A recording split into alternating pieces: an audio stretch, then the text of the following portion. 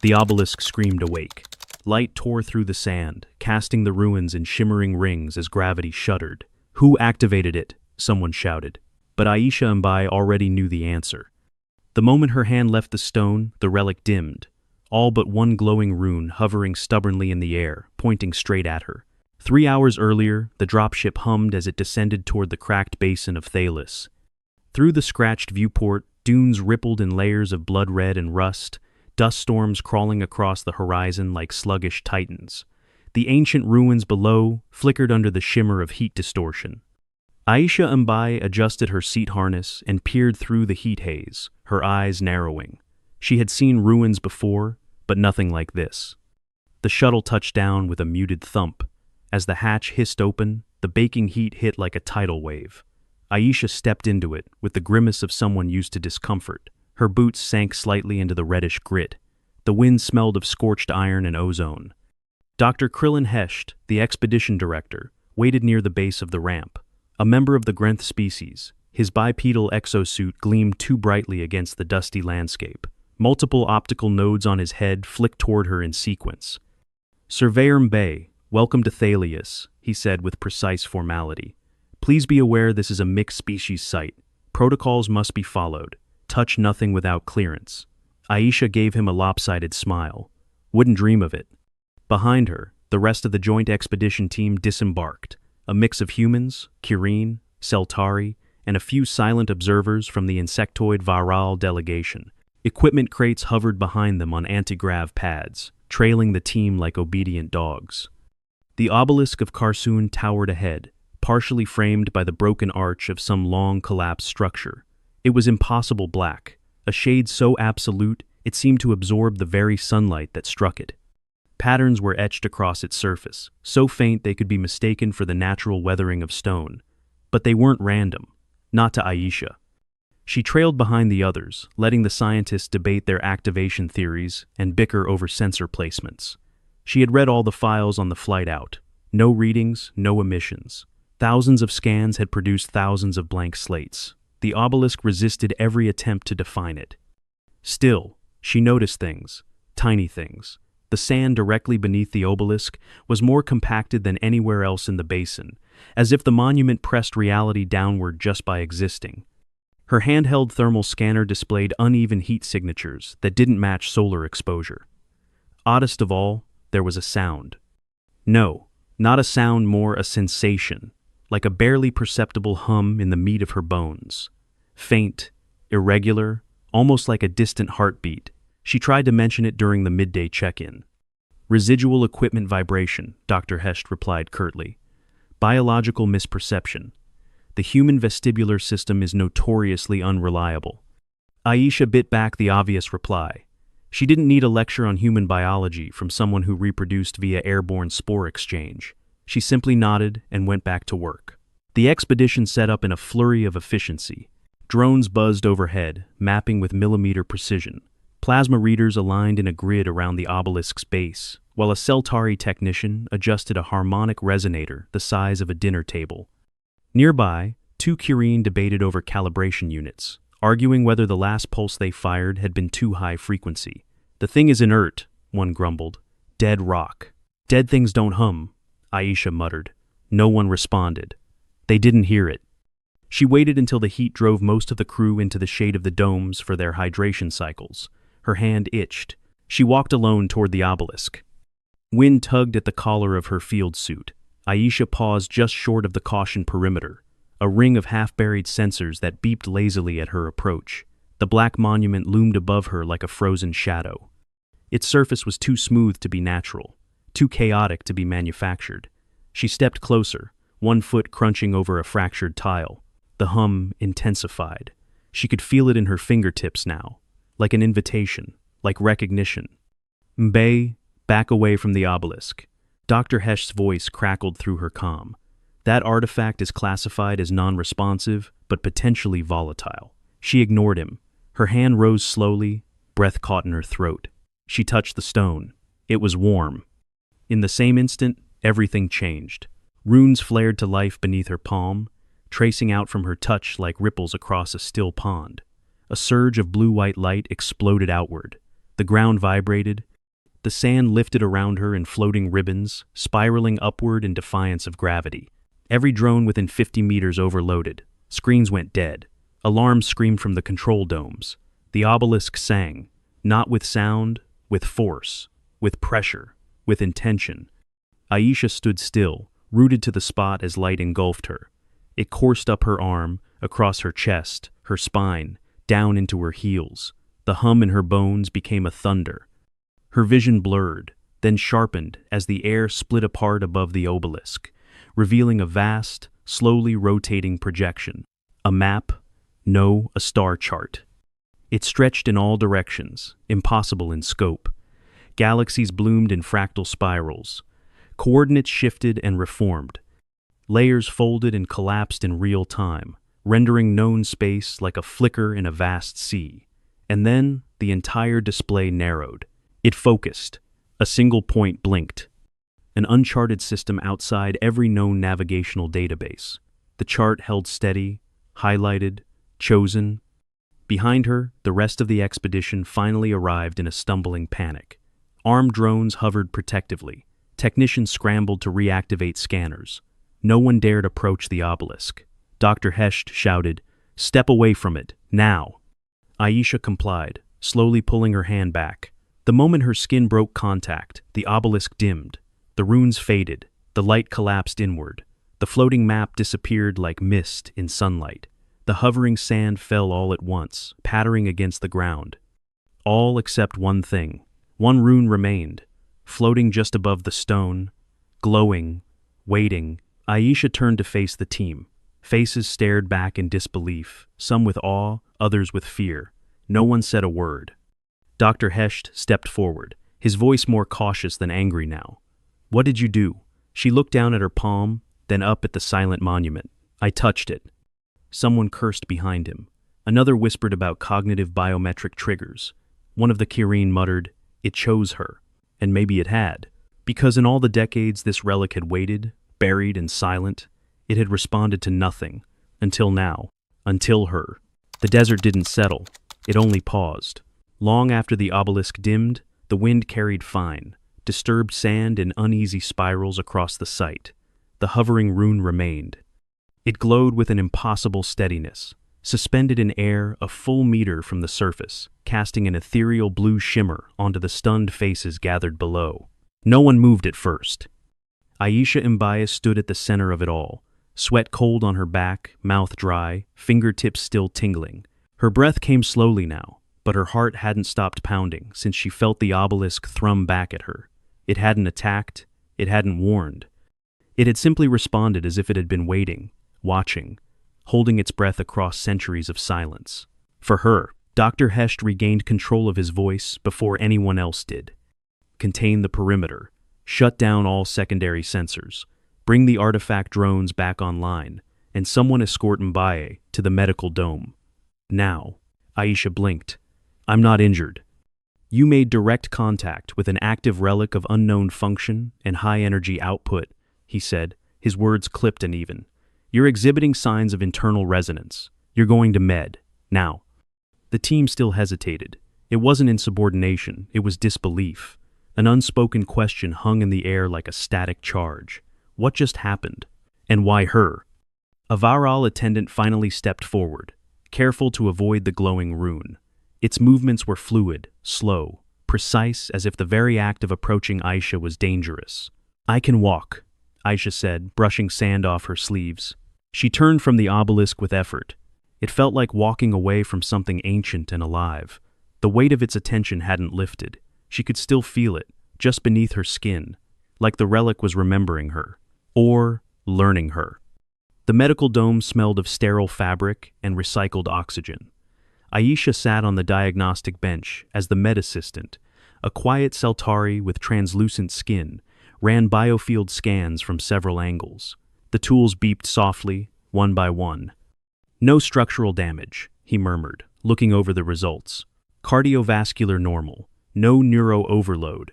You do have mild electrolyte imbalance and acute adrenal spike, but that's expected. Nothing critical. So I'm fine?"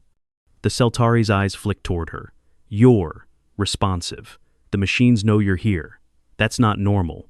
He tapped the scanner again. A strange low note echoed faintly through the dome. His face tightened. I can't filter it, he added, tapping again. There's a persistent background frequency. It's not from you, but it's anchored to you. Aisha felt her chest tighten. What does that mean? He didn't answer. By the time she returned to the central site, the mood had changed. The others didn't stare anymore. They watched. That was worse.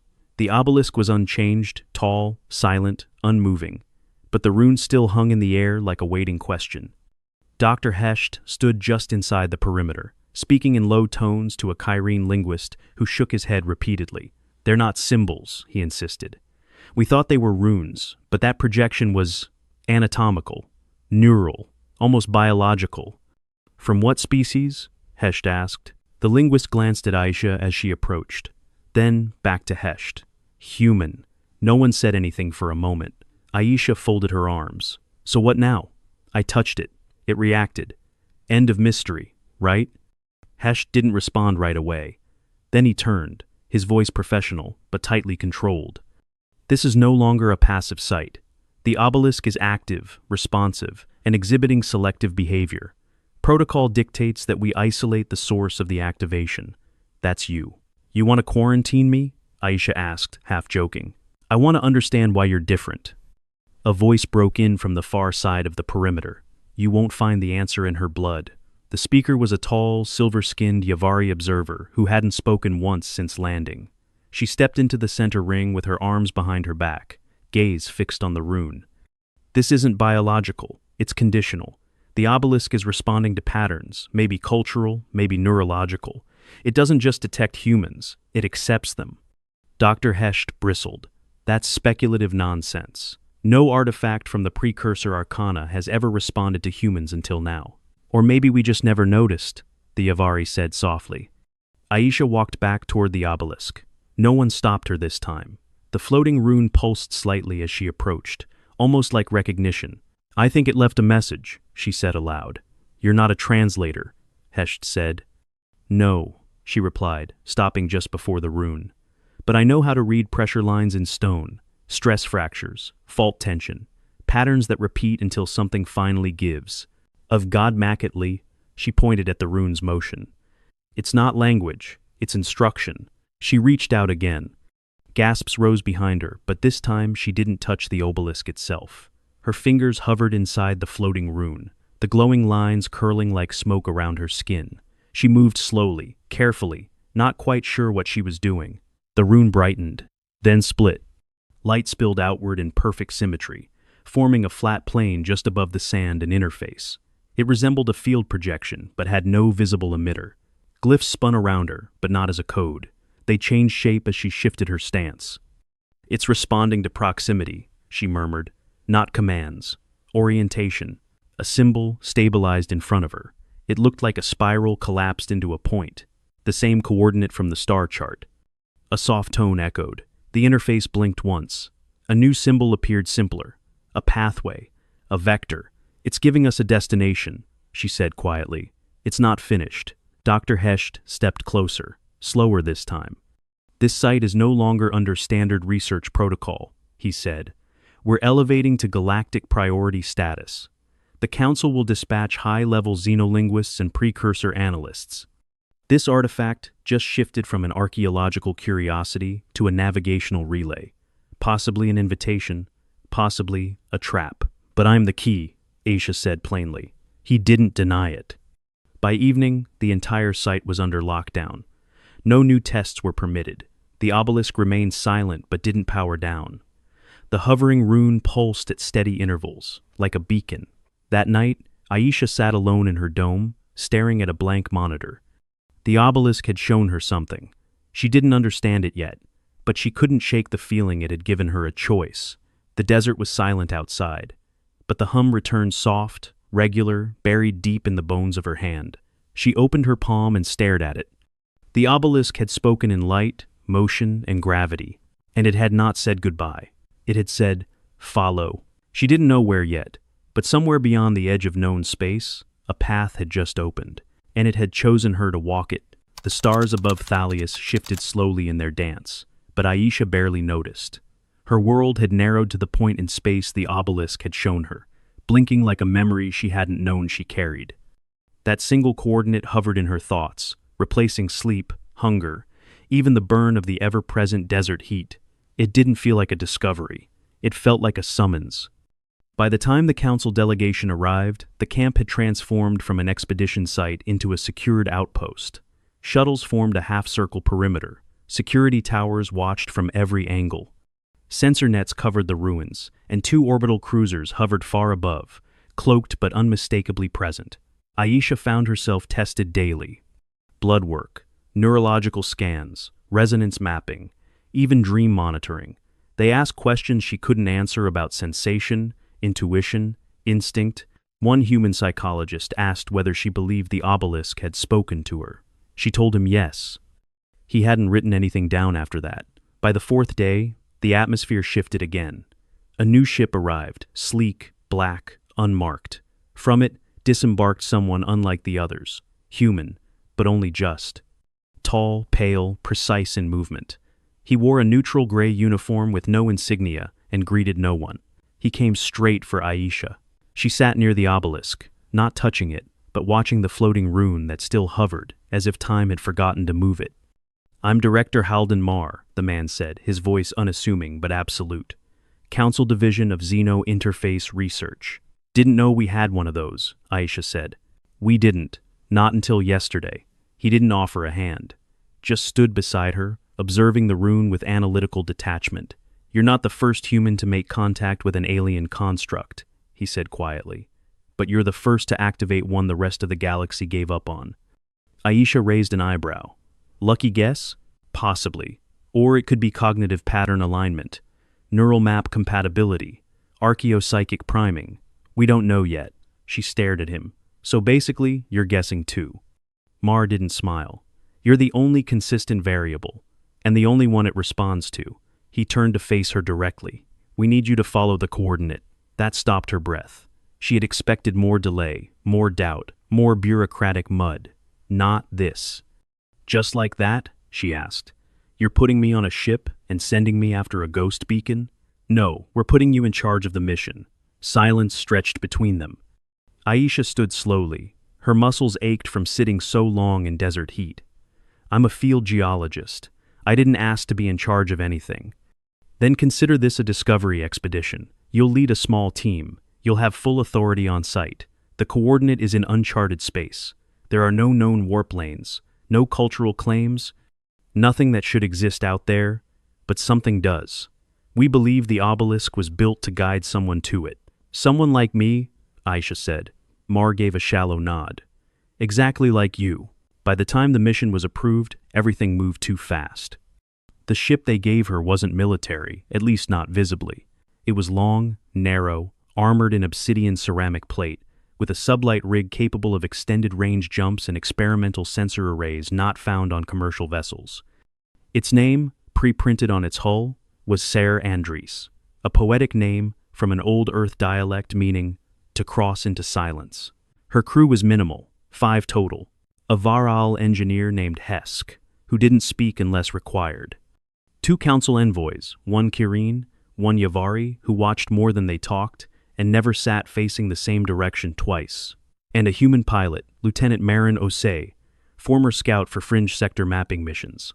Aisha met her in the launch bay during final prep. Marin chewed on a data stick and leaned against the hull with casual ease. "So," she said, "you're the relic whisperer." Aisha laughed under her breath. "Is that what they're calling me now?" "Just a guess. You look like you're thinking too much to be military, which is good. Ships like this, you want thinkers, not shooters." They launched the next day. The jump to the coordinate took 3 full cycles, each passing through increasingly unstable warp corridors. The further they moved from known space, the stranger the readings became. Temporal drift increased. Gravity fields warped without sources. At one point, a sensor picked up background radiation frequencies, shaped like rhythmic patterns, possibly structured data, possibly random noise. On the 4th day, they dropped out of warp at the edge of nothing. No stars, no planets, just a vast black plane that seemed to resist sensor penetration. It wasn't a nebula. It wasn't a void. It was something else. Marin ran a full scan. Nothing reflected back. It's like something's eating the signal, she muttered. Even background cosmic noise cuts off here. Hesk made a noise behind them, a series of low-pitched clicks. Then, for the first time in the entire mission, he spoke aloud. It's not nothing. It's compression. Aisha turned. Compression of what? Space, he said. Time. Memory. This is not empty. This is containment. The obelisk's coordinate pulsed again on the nav display. A single point, directly ahead. They inched forward. 10 kilometers in, the field warped. Light twisted. Marin gripped the controls as the hull groaned slightly. The sky ahead changed. And something appeared. A structure massive, silent, ringed in fractal geometry that defied classical design. It looked grown, not built. Metallic in places, translucent in others. It pulsed with dim, slow lights that flickered like ancient heartbeats. They had found something, but not ruins. Something still alive. The ship's systems flickered. And then, every screen displayed the same symbol, the rune, the same one that had hovered above the obelisk. Only this time, it wasn't glowing. It was opening. A hatch on the alien structure began to rotate, unlocking with spiraling layers of light. A path formed ahead of them, silent, pressurized, waiting. Aisha stood slowly. It's a door, she whispered. Marin didn't ask if she was sure. She simply said, pressure is holding. Airlock stable. You want the suit? No, Aisha said, already moving. I think it knows I'm coming. She stepped into the airlock. The door closed behind her. Inside, the silence was complete. But something else waited in that silence. Not a presence, exactly. Not a mind. A memory, projected in stone. And the first thing it showed her, etched across the walls of a chamber untouched by time, was Earth. Not as it was now. As it had been. Before humans had ever walked on it. The air inside the alien structure didn't feel manufactured. It wasn't recycled, filtered, or fabricated through environmental systems. It felt natural. Like the air in a cave that had remained sealed for 1,000,000 years. Heavy, still, alive with memory. Aisha walked slowly into the chamber, her boots echoing faintly on a floor that wasn't stone or metal, but something between. The walls pulsed with dull blue light, and as she moved, the runes that had haunted her since Thalius shifted around her again. They followed her not like sensors tracking motion, but like a language trying to reassemble itself in her presence. The depiction on the far wall stopped her in her tracks. It was a globe, slightly distorted in contour, smoothed with time, but unmistakable in its proportions. Pale blue, white cloud streaks, familiar continental outlines, Earth. Not as it was now, but older, primeval. There were no cities drawn, no satellites or stations in orbit. Just landmasses surrounded by deep oceans, the poles coated in thick, unbroken ice. The Earth from before writing, before tools, maybe even before speech. Her breath caught in her throat. A symbol pulsed beside it. Not a label, there was no writing, but a kind of tag. A conceptual pointer. One that had hovered over her ever since the obelisk awakened. The structure knew Earth, not as a myth or a data point. It remembered it. "Do you see this?" she asked, tapping her communicator. Static hissed back. No response. She checked the connection manually. No interference. The signal simply wasn't escaping. She was alone inside. A corridor opened at the far side of the chamber. Not by motion, but by recognition. She turned toward it, compelled not by curiosity now, but by something deeper. The structure wanted her to see something else. She followed. Each room she passed through showed new projections. They weren't images. They were memories, rendered in impossible materials and shifting light. A forest of immense trees, unlike any on Earth today, stretching into violet skies. A moon, Thalius. Seen from space, its surface glowing faintly with internal patterns, stars flickering in coded sequences, aligning themselves into spirals that pulsed with meaning just beyond human comprehension. And then, finally, a chamber with no lights at all, only silence. At its center was a platform, low and wide. Upon it rested something Aisha hadn't expected, a humanoid skeleton, old, dust pale, perfectly preserved. It wasn't human, not quite, The proportions were wrong. Longer limbs, more vertebrae, a different skull shape, but there were similarities too, just enough that her mind fought to reconcile what she was seeing. It was something close. Near the remains was a small object, a cube, no larger than her hand, with the same fractal designs as the obelisk. It pulsed faintly when she approached. Instinctively, she picked it up. Light erupted from the floor. She staggered back, nearly dropping the cube, as the chamber filled with a projection. A being stood before her, not a physical one, but a holographic echo. Tall, narrow-bodied, with semi-transparent skin that shimmered with light beneath its surface. Its face had no eyes, only a soft, translucent plane that shifted with expression. It raised a hand, and for a moment, Aisha felt a strange sense of calm. Then it began to speak not with sound, but with sensation. A kind of pressure against her thoughts, gentle but insistent, like it was trying to bypass language and speak in memory instead. She didn't understand words. But she understood intention. What followed was not a message. It was a story. The obelisks were not warnings. They were guides. The species that built them, whoever they were, had traveled the stars not through war or conquest, but through resonance. They sought places that felt familiar, not geologically or atmospherically, but spiritually. They had found Earth, or perhaps a proto-Earth, a place rich in something they valued beyond all else, potential. Aisha saw flashes of oceans, storms, early creatures crawling across land. The builders had walked those ancient shores. They had watched, they had waited, and then they had left. Not because they were driven out, but because they chose to. Earth had been their last resonance, their last chosen world before their extinction or departure. And they had left behind the obelisks not as tombstones, but as messages. Not to their own kind, to whoever came next. You. Aisha stumbled as the vision faded. Her knees hit the floor. The cube dimmed in her hand, and the chamber went still again. She breathed hard, sweat cooling against her spine. The structure hadn't been calling her specifically. It had been calling for anyone who could listen the right way. Someone whose biology, intuition, and emotional structure aligned with a pattern set eons ago. Humans weren't special, but they were ready. The path they had taken through fire, through fear, through space and time had brought them to a point where they could finally receive what had been left behind. Not technology. Perspective. She stood. The cube pulsed once more. This time, it didn't project a story. It projected a new coordinate, farther than before, beyond even this system. Another obelisk? A final destination? A network? She had no way to know, but the message was clear. This was not the end. It was the second step. The return to the Sarah Andrews was slow. The airlock re-engaged as she approached, and this time the structure did not resist. The door opened for her without prompting, as if it had given her all it had to give for now. Marin was the first to meet her, eyes wide. "What happened in there?" she asked. Aisha held up the cube. "We're not the first," she said, "but we might be the last." Dr. Hesht's voice crackled through the comm. "We lost all telemetry. Did you make contact?" "Yes," Aisha said. "And?" She turned toward the view screen, where the alien structure loomed still and silent in the void. "I think we've been invited to remember who came before us, and to decide if we're going to carry it forward." Later, when the Sarah Andrews turned toward